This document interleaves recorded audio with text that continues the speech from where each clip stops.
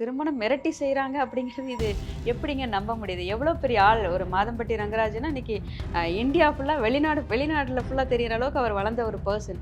அவரெல்லாம் மிரட்டி செய்ற அளவுக்கு ஜாய் கிருஷ்ணா பெரிய ஆளா?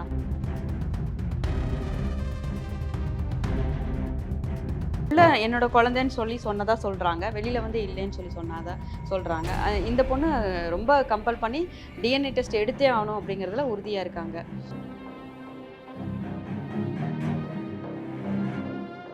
இப்ப நீங்க ஜாய் கிருஷ்ணாவ பத்தி பேசுறீங்க. இதுல பாதிக்கப்பட்டது வந்து பாத்தீங்கன்னா, மன உளைச்சலுக்கு ஆளானது இந்த பொண்ணோட லைஃபு, அந்த பொண்ணோட லைஃபு, குழந்தைங்க லைஃபு. மாதம்பட்டிங்கிறவரு நடுவுல இருந்துட்டு கேம் ப்ளேயிங் பண்ணிட்டு இருக்காரு.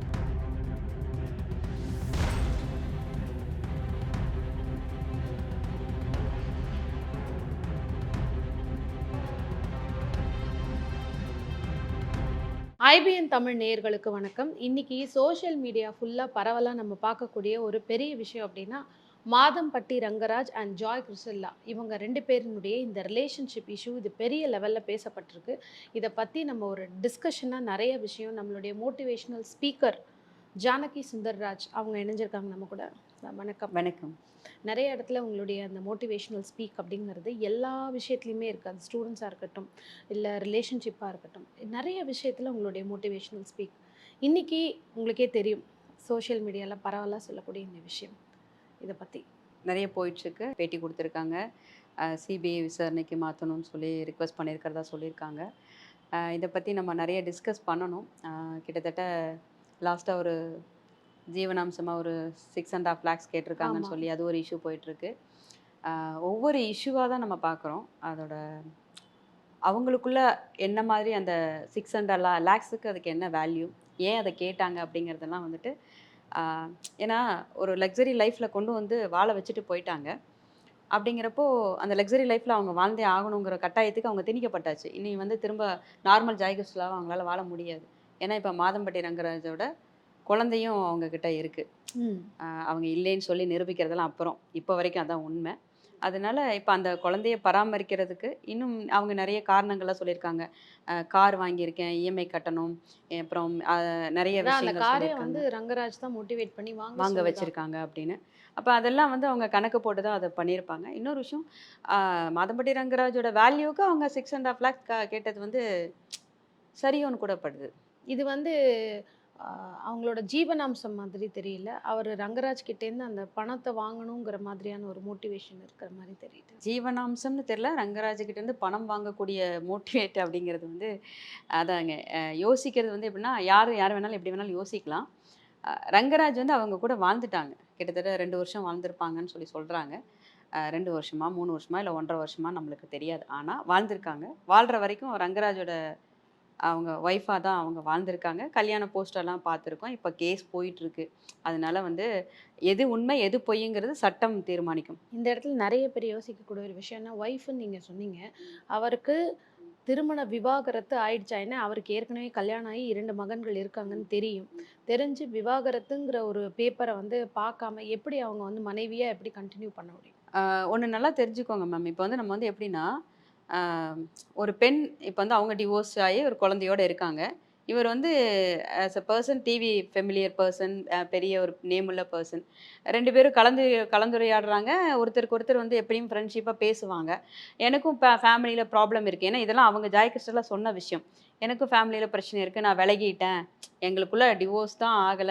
செப்பரேட்டா தான் இருக்கோங்கிறப்போ, ஆட்டோமேட்டிக்கா மேபி ஆயிடுமோ அப்படிங்கிற ஒரு எண்ணத்துல வருவாங்க. இன்னொன்னு, ஒரு பெண் வந்து தன்னோட லைஃப்லேருந்து இன்னொரு இருக்கிற இடத்துல, இன்னொரு லைஃப் ஒருத்தன் தரான், பெஸ்ட்டா தராங்கிறப்போ ஆட்டோமேட்டிக்கா அவங்க விழுந்துருவாங்க. இது வந்து இயற்கைங்க. அ பணம் இருக்கு அவர்கிட்ட. இன்னொரு விஷயம் என்னன்னா, இப்படியும் யோசிக்கலாம். பணம் இருக்கிறதுனால மேபி சட்டுன்னு கவர் ஆயிட்டாங்களோ அவங்க கூடன்னு. இருந்துட்டு போட்டுமே! ஆனா விழுந்துட்டாங்க, வாழ்ந்துருக்காங்க. அதுக்கான எல்லா ப்ரூஃப்பும் அவங்க வந்து பகிரங்கமா சப்மிட் பண்ணிட்டே இருக்கிறாங்க.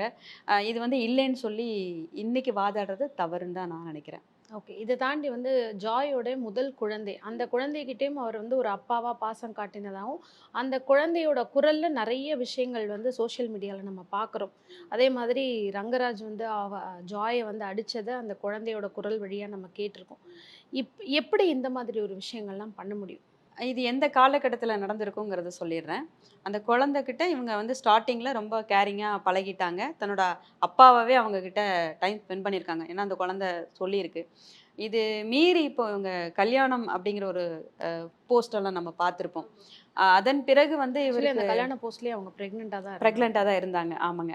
அதுக்கப்புறமா தான் இந்த மாரி சம்பவங்கள் எனக்கு தெரிஞ்சு அதிகரிச்சிருக்கறக்கு வாய்ப்பு இருக்கு. ஏன்னா, எப்படி நீ சோசியல் மீடியால இப்படி பகிரங்கமா பண்ண, என் நேம் ஸ்பாயில் பண்ணியிருப்பியோ அப்படிங்கிற மாரி, அவங்களுக்குள்ள இது கான்ட்ரோவர்சி வந்திருக்கும்.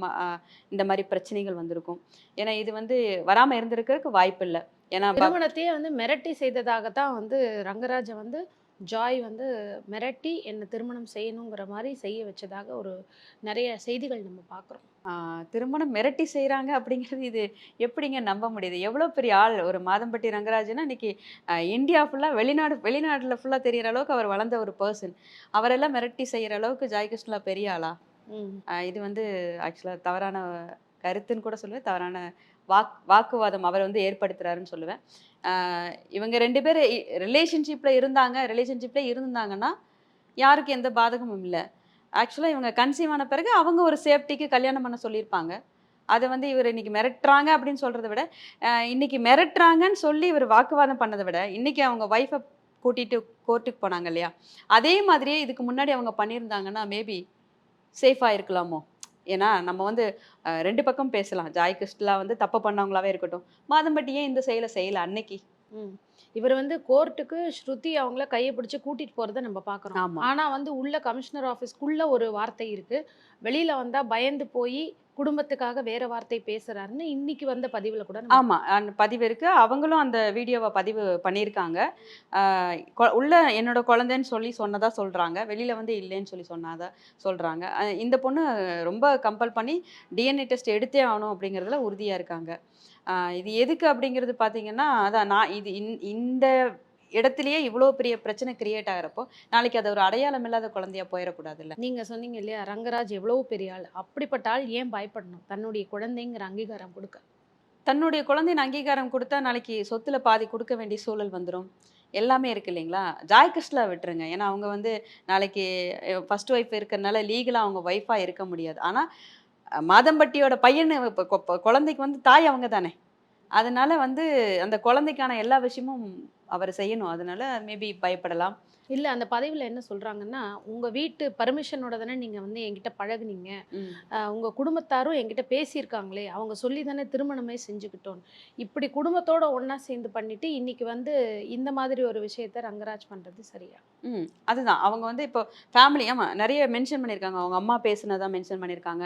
அப்படி இருந்த ஒரு பெர்சன் இன்னைக்கு திடீர்னு மாறுறதுக்கான சூழல் ஏன்? ஒரு பொண்ண வந்து நீங்க பேசி ஒரு ஒரு குடும்பமா அது இன்னொரு பச்சை குழந்தைய வேற நீங்க கையாண்டுருக்கீங்க. அது உங்க வீட்லயும் 2 குழந்தைங்க இருக்காங்க. இங்க ஒரு குழந்தை இருக்கு. அந்த குழந்தைகிட்ட நீங்க அப்பாவாவே தன்னை ஃபுல்லா அர்ப்பணிச்சிருக்கீங்கங்கிறது. ஸ்கூலுக்கு கூட்டிட்டு போவாராம், கொண்டு போய் விடுவாராம். அப்ப அந்த குழந்தையோட மனசுல என்ன விதைச்சிருக்கீங்க? இப்ப நீங்க திடீர்னு விட்டுட்டு, "இல்ல நான் எதுவுமே செய்யல" அப்படின்னு ஒதுங்குனா, அப்போ வந்து அந்த பொண்ணு கேட்கறதுல எந்தவித தப்பே இல்ல. எல்லாமே நியாயம் இல்ல தானே. அவர் சைட்ல என்ன ஃபீல் பண்றாருன்னா, "நீ என்னோட மனைவியா வாழ்ந்துட்டு, நம்மளுடைய அந்தரங்கமான விஷயங்கள எல்லாத்தையுமே சோசியல் மீடியால போட்டு எல்லாருக்கும் வந்து டைம் பாஸ் பண்ணியிருக்க." அப்படிங்கும்போது ஒரு வெறுப்பு தானே ஆகும். உன் கூட எப்படி நான் என் லைஃப்ப கன்டின்யூ அது என்னைக்கு பண்ணாங்க? அவங்க நேரம் சந்தோஷமா இருந்த வரைக்கும் அவங்க பண்ணலையே! அவங்களுக்குள்ள ஏதோ கான்ட்ரோவர்சி ஆனதுனால தானே அவங்க பப்ளிக் அதாவது உன்னால முடிஞ்சத பண்ணுன்னு சொன்னதுக்கு அப்புறம் தானே பண்ண ஆரம்பிச்சிருக்காங்க. அதாவது உனக்கு என்ன பண்ண முடியும்? நான் யாரு? நான் என்னன்னு தெரியுமான்னு சொன்னதுக்கு அப்புறம் தான், அந்த ஸ்டெப்ஸ் எடுத்துட்டு இருப்பாங்க. ஏன்னா எப்பயுமே வந்து ஒரு பெர்சன் நீங்களும் நானும் இப்ப ஃப்ரெண்டா இருக்கோம்னு வச்சுக்கோங்களேன். இப்ப நான் பண்றதெல்லாம் நீங்க சிரிச்சுக்கிட்டே சகிச்சுட்டு போயிடுவீங்க. நான் பண்றது தப்பா இருந்தாலும். நீங்க பண்றத நான் சிரிச்சுக்கிட்டே சகிச்சுட்டு போயிருவேன். நம்ம 2 பேருக்குள்ள ஒரு கான்ட்ரோவர்சி வரப்ப என்ன பண்ணுவோம்? ஃபர்ஸ்ட்டு நம்ம 2 பேரும் எவ்வளோ க்ளோஸா இருந்தோம், எவ்வளோ அந்யோன்யமா நம்ம நட்புக்குள்ள என்னென்னலாம் இருந்ததுன்னு பார்க்கவே மாட்டோம். நீ என்ன தப்பு பண்ணேன்னு ஃபர்ஸ்ட்டு நான் போர்ட்ரெய்ட் பண்ணுவேன். நான் என்ன பண்ணீங்க நீங்க போர்ட்ரெய்ட் பண்ணுங்க. அதான் இயற்கையா நடக்குது. அது அங்கேயும் நடந்திருக்கு. ஓகே. ஸோ அப்ப இது வந்து ஒரு திருமண உறவுக்காக நடக்கப்பட்ட ஒரு விஷயம் கிடையாது. இது வந்து போட்டி தான் அவங்களுக்கு. ஆமாமா. போட்டின்னா, ஏன்னா அந்த பொண்ணுக்கு இப்ப வேற வழி இல்ல. இனி திருமணம் இப்ப நீங்க திரும்ப அவரு கூட்டிட்டு போய் வாழ்றதுனால அந்த பொண்ணால வாழ முடியுமா? முடியாது. அவங்களும் அத முழு மனசோட வாழ்க்கைய வாழ முடியாது. அப்புறம் எதற்கு இந்த போராட்டம் சிபிசிஐடி இந்த வரைக்கும்? போராட்டம் இந்த குழந்தைக்கு நாளைக்கு ஒரு அடையாளம் வேணும். பிளஸ் வந்துட்டு மாதம்பட்டி ரங்கராஜோட குழந்தையோட அம்மாங்கிற அங்கீகாரமும் ஜாய் கிருஷ்ணாவுக்கு வேணுங்கிறது அவங்களோட உறுதியான எண்ணமா இருக்கு. அங்கீகாரத்தை எதிர்பார்க்குறவங்க 4 குழந்தைகளுடைய ஃப்யூச்சர் ஆல்ரெடி அவங்க வந்து அந்த குழந்தைகள் நிறைய அவமானத்துக்கு உள்ளாக்கப்படுறாங்க. இத பத்தின ஒரு இது அது அவங்களுக்கு தானே வேணும். அந்த ஃபர்ஸ்ட் ஒய்ஃப் இருக்காங்க இல்லையா? இப்ப அவங்க வந்து இவங்க கூட பிரிதல்ல இருந்தாங்கல்ல. அந்த டைமே வந்து அந்த குழந்தைங்களுக்கு அங்கீகாரம் வேணுமா வேண்டாமான்னு அவங்க தீர்மானம் பண்ணியிருக்கணும்ல. இப்ப நீங்க ஜாய் கிறிஸ்டலாவ பத்தி பேசுறீங்க. இதுல பாதிக்கப்பட்டது வந்து பார்த்தீங்கன்னா, மன உளைச்சலுக்கு ஆளானது இந்த பொண்ணோட லைஃபு, அந்த பொண்ணோட லைஃபு, குழந்தைங்க லைஃபு. மாதம்பட்டிங்கிறவரு நடுவுல இருந்துட்டு கேம் ப்ளேயிங் பண்ணிட்டு இருக்காரு. இதுல இந்த முதல் மனைவி வந்து இந்த பிரச்சனை எழும்பும் பொழுது ஆரம்பத்துல வந்து சப்போர்ட் பண்ணாதவங்க, இப்ப என் கணவனை விட்டு குடுக்க மாட்டேன்னு அந்த மாதிரி ஒரு பதிவுகள நம்ம பதிவுகள பதிவிட்டுருக்காங்க. எல்லாரும் வருவாங்க. நம்ம வீட்டுக்கார பத்திரப்படுத்தணும், பாதுகாக்கணும்னு சொல்லி போட்டுருக்காங்க. இதுல எனக்கு கொஞ்சம் நகைப்புத்தன்மை கூட இருக்கு. எப்படின்னா, எல்லாம் முடிஞ்சதுக்கப்புறம் "நீ ஏம்மா கண்ண திறந்த?" அப்படிங்கிற மாரி இருக்கு. "இதுக்கு முன்னாடி கண் கட்டிட்டு இருந்தியா?" அப்படிங்கிற மாரி. அவங்க மாதம்பட்டி ரங்கராஜும், ஜாய் கிருஷ்ணாவும் வெளிநாடு ஒண்ணும் போய் வாழல. இதே சென்னையில தான் இருந்திருக்காங்க. அவங்க எல்லார் கூடயும் அவங்க ஃபேமிலி கூட பேசிட்டு இருந்திருக்காங்க. அவங்க சொல்றாங்க, "அட்ரஸ் தெரியும், இது தெரியும், அது தெரியுங்கிறாங்க." ஏன் நீங்க அவரோட ஃபர்ஸ்ட் டைம் பழகுறது உங்களுக்கு நியூஸ் வந்தோனே போர்க்கொடி தூக்கல? என்னோட கேள்வி அதுதான். நீங்க தனியா இருந்திருக்கீங்க, பிரிதல்ல இருந்திருக்கீங்க. அவர் எக்கேடு கெட்டு போனா என்னன்னு இருந்ததுனால தானே அவரு அடுத்த ஸ்டெப் போயிருக்காரு. ஒரு பொண்ணோட ரிலேஷன்ஷிப்ல இருக்காருன்னு தெரிஞ்ச உடனே நீங்க என்ன பண்ணியிருக்கணும்? முதல்ல நீங்க இன்னைக்கு போர்க்கொடி உங்க வீட்டுக்கார் கைய புடிச்சவங்க, அன்னைக்கே புடிச்சு, "நீ வான்னு" சொல்லி கூட்டிட்டு போயிருக்கலாம். இல்ல வாசல் முன்னாடி தர்ணா பண்ணியிருக்கலாம். இதெல்லாம் பண்ணாம, இன்னைக்கு நீங்க வந்து இத வந்து புதுசா கிரியேட் பண்றப்போ, நீங்களும் சேர்ந்து அந்த பொண்ணோட வாழ்க்கைய இல்ல இது வந்து திருப்பியும் அவங்களும் இதே சொத்துக்காக தான் வந்து இன்னைக்கு என் கணவன நான் விட்டு குடுக்க மாட்டேன் அப்படிங்கிற ஒரு மேபி இருக்கலாம். இருக்கலாம். ஏன்னா அவங்களுக்கு 2 பசங்க இருக்காங்க. நாளைக்கு ஜாய் கிறிஸ்டலா வந்து மனைவி ஆயிட்டாங்கன்னா, அவங்களுக்கு எல்லாமே இப்ப அவரோட டோட்டல் இப்ப பசங்களுக்கு உரியது எல்லாம் எல்லாமே அவர் சம்பாரிச்சது அப்டின்னா, அவர் யாருக்கு குடுக்குறாரோ அதான் உங்களுக்கு நம்மளுக்கு ஓரளவுக்கு சட்டம் தெரிஞ்சதுனால சொல்றேன். இப்ப பாட்டன், பூட்டன் சம்பாத்தியம்னா பேரன்களுக்கு பங்கு உண்டு. இதே இவரு மாதம்பட்டி ரங்கராஜன் அவர் சம்பாதிச்சது அப்டின்னா, அவர் யாருக்கு சோர்ஸ் பண்றாரோ, அதுதான் செல்லுபடியாகும். மேபி அதனால கூட இந்த பக்கம், அந்த பக்கம் சடைமுடி சண்டை இருக்கலாமோ என்னமோ! ஓகே. அதாவது அவங்க அப்பா தான் இப்ப டிசைட் பண்ணக்கூடிய ஒரு எஸ், எஸ். அத்தாரிட்டியா இருக்காரு. தன்னுடைய சொத்துக்கள ஆமா. வச்சு மேபி அப்படின்னு. அதனால கூட அவங்க ஒய்ஃப் இல்ல நாளைக்கு நம்ம குழந்தைங்களுக்கு இல்லாம போயிடுமோ கூட நினைக்கலாம். ஓகே. இந்த கேஸ்ல ஒருவேளை நிரூபிக்கப்பட்டால் என்ன மாதிரி விஷயங்கள் நடக்கும்னு ஆ ஒண்ணுமே இல்லம்மா. அவங்க வந்து இப்போ நம்ம இந்த பையன் இந்த குழந்தை வந்து இவரோட குழந்தைன்னு தெரிஞ்சதுன்னா, இந்த பையனுக்கு என்ன தன்னோட அந்த பிள்ளைகளுக்கு என்ன சட்டமோ அதுதான் இங்கேயும் பயணிக்கும். மத்தபடி இவங்களுக்கு வந்து கேரிங் பெர்சனா தான் பண்ணுவாங்க. ஆமா. ஏன்னா அவங்க லீகல் ஒய்ஃப் இருக்கனால இவங்கள வந்து லீகலா அவங்க அக்செப்ட் பண்ண மாட்டாங்க. இவங்க வந்து நம்ம வந்து நம்ம போட்டுக்கலாம். மாதம்பட்டி ரங்கராஜோட ஒய்ஃப்ன்னு நம்ம அது இஷ்டம் இருந்தா. அப்படி இல்லைன்னா, பையன் அவரோட பையன்மா, பையனுக்கு அம்மா நானு. நானும் அவங்களும் ஹஸ்பண்ட் அண்ட் ஒய்ஃப் இல்லைன்னு சொல்லிக்கலாம். அது அப்படித்தானே சொல்ல முடியும். இந்த ரஜினி படத்துல சட்ட மாப்பிள அவருங்க, சட்ட என்னோடதுன்னு சொல்லுவாங்கல்ல, அந்த மாதிரி. கண்டிப்பா. ஏன்னா இது இந்த ஒரு அ உரையாடலுமே எதுக்கு அப்டின்னா, சமூகத்தில இவங்க இன்னைக்கு ஒரு பிரபலமா இருக்கிறதுனால, இந்த விஷயம் நம்ம காது கெட்டுது. இதே மாரி நெறைய கதைகள் நெறைய இடத்துல ஓடிட்டுருக்கு. அவங்க எல்லாருக்குமே ஒரு அவேர்னஸா இருக்கணும் அப்டின்னு தான் கண்டிப்பா. இது வந்து நீங்க சொன்ன மாரி இவங்க பிரபலங்கிறனால நம்மளுக்கு தெரிய வருது, பண்றோம். ஆனா இதே மாதிரி நெறைய நம்ம வந்து இப்போ கோர்ட் வாசல்ல நிக்கிறப்போ நீங்க பார்த்தீங்கன்னா, இந்த மாரி நெறைய அவலங்கள் இருக்கு. சீட்டிங்ல நெறைய பேர் இருக்காங்க. ஒரு மென் வந்து பணக்காரனா இருந்தான் அப்படின்னா, அவன கவுக்கறக்குன்னே சில பேர் இருக்காங்க. எப்படின்னா, எப்படியாவது அவன க க கரெக்ட் பண்ணி அந்த சொத்த வாங்கணும் அப்படிங்கிற மாரி ஒரு ஒரு சில ஃபேமிலிஸ் பெண்கள் இருக்காங்க. இதனால நல்லவங்களுக்கும் இந்த அவப்பெயர் வந்துருது. யாராவது அதாவது ஒரு 4 பேர், 5 பேர் பண்ற விஷயத்துல மிச்சம் 95 பேர் இந்த இதுல பாதிக்கப்படுறாங்க. கோர்ட் வாசல்ல நிக்கிறப்போ, சில பேர்லாம் பார்த்தீங்கன்னா, அந்த ஒரு அ மொத்த கல்யாணம் பண்ணிட்டு அந்த பொண்ணு சொல்லுது, "எனக்கு சொத்தே வேண்டாம். எனக்கு இவன விட்டு போனா போதும். இவன் வந்து இன்னொரு பொண்ணு கூட அஃபேர்ல இருக்கான்." அப்படிங்கிற மாரி வந்து நிக்கிறாங்க. பையன் அப்படிதான் சொல்றான். இவன் டார்ச்சரா இருக்கா எனக்கு. இப்படிங்கிற மாரி நெறைய அவங்களுக்குள்ள ஒரு கான்ட்ரோவர்சி போறப்போ, இந்த பணக்காரவங்க சில இடங்கள்ல தன்னை காப்பாத்திக்கிறதுக்காக யார் மேல வேணாலும் பழிய போட்டுர்றாங்க. அத நான் கண்கூட பார்த்ததுண்டு. இன்னும் பார்த்துக்கிட்டு இருக்கேன். கண்டிப்பா. இறுதியா வந்து இந்த மாரி இருக்கக்கூடிய ஒரு இன்னைக்கு காலகட்டத்தில இருக்கக்கூடிய ஆண்கள், பெண்கள் இவங்களுக்கு நீங்க தரக்கூடிய ஒரு மோட்டிவேஷனல் ஸ்பீக்ன்னா இந்த கேஸ் விஷயத்த பத்தி. இந்த மாரி நம்ம இனிமே பயணிக்க கூடாது அப்டின்னா, ஒரு ஆணோ, ஒரு பெண்ணோ, நான் வந்து ஒரு லைஃப்ல இருந்து இன்னொரு லைஃப்க்கு வரேன் அப்டின்னா, கண்டிப்பா அவங்க டிவோர்ஸ் அப்படிங்கிற ஒரு சர்டிஃபிகேட் வச்சிருப்பாங்க இல்லையா? அந்த பேப்பர காமிக்க சொல்லிட்டு, அதுக்கப்புறமா இவங்க கூட பயணிக்கலாமா? எல்லாமே இவங்க வந்து சட்ட ரீதியா இருக்காங்களா? அப்படிங்கிறது 2 பேரையுமே சொல்றேன். பெண்ணோ, ஆணோ. அதுக்கப்புறம் நீங்கள் உங்களோட ப்ரொசீஜர் எடுத்துகிட்டு போங்க. ஏன்னா நாளைக்கு இது மாதிரி ஒரு இஷ்யூவில் நீங்கள் மாட்டிட்டு கோர்ட்டு கேஸுன்னு அலையிறப்போ இவங்க பிரபலம்.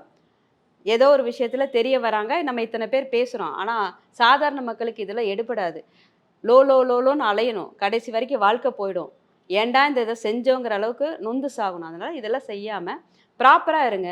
எந்த விஷயத்தையும் சட்ட ரீதியாக அணுகுங்க. உங்கள் மனசுக்கு இது சரின்னா அதை கிளாரிட்டியோட பண்ணுங்க. அருமையான உங்களோட கருத்துக்களுக்கு நன்றி. நன்றி.